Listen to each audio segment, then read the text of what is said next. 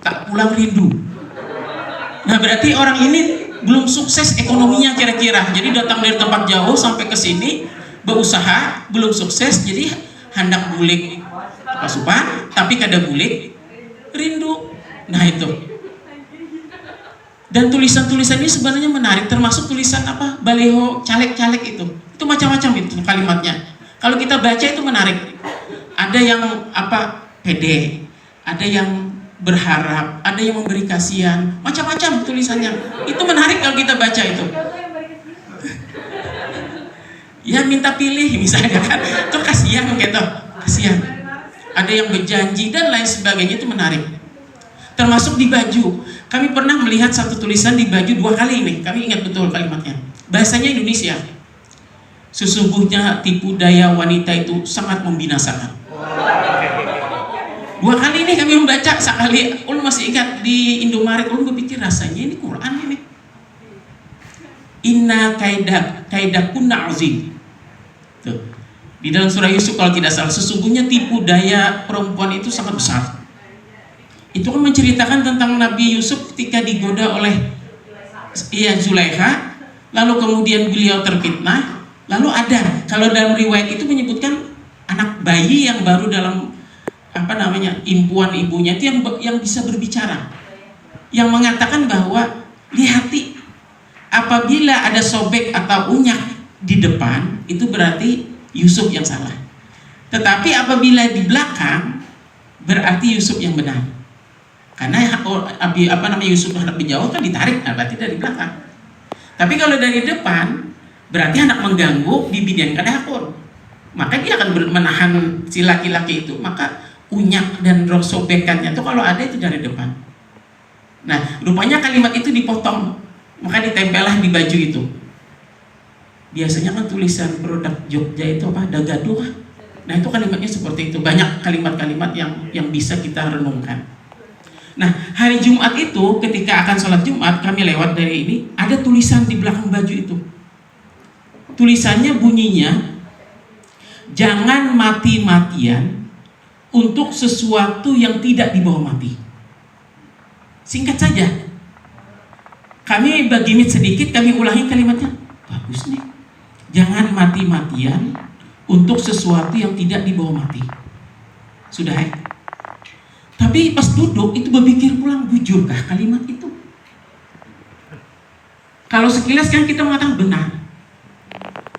Tetapi kemudian kita teringat dalam sebuah hadis Rasulullah SAW yang menyebutkan, hadis tersebut menyebutkan tentang 4 hal yang kita akan bawa mati, yang manusia itu dikatakan dia tidak akan bergerak kakinya di pengadilan Allah kecuali dia selesai mempertanggungjawabkan 4 hal tersebut.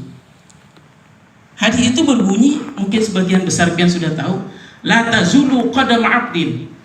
Ada dalam riwayat yang lain, lan tazula qadam 'abdin. Sama kalimatnya. Kalimat lan itu hanya untuk takbid saja. Artinya betul-betul tidak akan bergerak kaki seorang hamba di pengadilan akhirat nanti di hadapan Allah Subhanahu wa taala yang ahkamul hakimin. Seadil-adilnya pengadil. Kecuali dia bisa mempertanggungjawabkan 4 hal. Yang pertama adalah an umrihi fi ma'abnah, akan umur yang sekian ketika sampai mulai balik atau baligho sampai dia wafat, itu akan dimintai pertanggungjawaban. Yang kedua, an malihi, akan hartanya, min aina iktasabahu wa fima anfaqah, dari mana dia dapat dan kemana dia menggunakannya. Yang ketiga, an ilmihi fima fa'ala fi, akan ilmu pengetahuan yang dia dapatkan, kemana, seperti apa dipergunakan ilmunya. Dan yang keempat adalah an jismihi fima ablah, tubuh, anggota tubuh yang Allah berikan, dari mulai ujung kepala sampai ujung kaki, kemana saja ketika usia yang diberikan oleh Allah digunakannya anggota tubuhnya. Lalu menghitung-hitung, ternyata seluruh hidup kita ini dan sesuatu apapun yang berhampiran dengan kehidupan kita, itu semuanya akan dimintai pertanggungjawaban.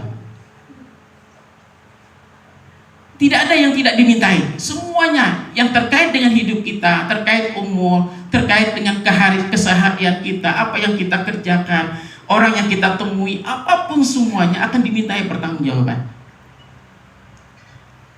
Maka kalau sedemikian, ulun mengatakan bahwa bukan kita jangan mati-matian untuk sesuatu yang tidak dibawa mati, tetapi kita harus mati-matian. Karena bukan kalimat mati-matian artinya mati kada. Kalimat mati-matian tuh kalimatnya bersungguh-sungguh. Karena ulun waktu itu juga membuka juga apa gara mati-matian tuh pengertiannya. Ternyata mati-matian itu mengeluarkan segenap kemampuan daya upaya melakukan yang terbaik. Maka kita harus mati-matian karena segala sesuatu dibawa mati. Jadi menurut ulun kalimatnya itu kita harus mati-matian karena segala sesuatu akan dibawa mati. Jadi apapun yang berhampiran dalam hidup kita ini akan dimintai pertanggungjawaban. Artinya kita bersungguh-sungguh. Kesungguhan itulah nantinya yang menjadi dasar kita ketika masuk ke pengadilan Allah Subhanahu wa taala. Kita ingin memberikan yang terbaik, karena yang terbaik itulah yang mudah-mudahan kita mendapatkan rahmat Allah. Dengan rahmatnya tersebut kemudian kita dimudahkan melalui pengadilan tersebut, dan pada akhirnya mudah-mudahan dengan rahmatnya kita dimasukkan ke dalam surganya Allah Subhanahu wa taala. Jadi pada inti akhirnya adalah bahwa kita berharap kita termasuk nantinya ketika kita wafat, mati tapi hidup.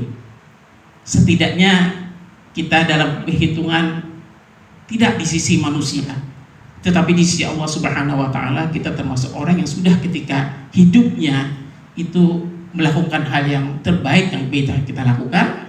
Dan mudah-mudahan dengan demikian Allah menurunkan rahmat kepada kita semuanya dan kita dimudahkan dalam urusan kita, terutama di pengadilan Allah Subhanahu wa taala. Ulun kira itu yang ulun sampaikan, ulun tidak berpanjang lebar. Mudah-mudahan ada manfaatnya. Usikum wa nafsi bitaqwallah. Assalamualaikum warahmatullahi wabarakatuh. Waalaikumsalam. Terima kasih.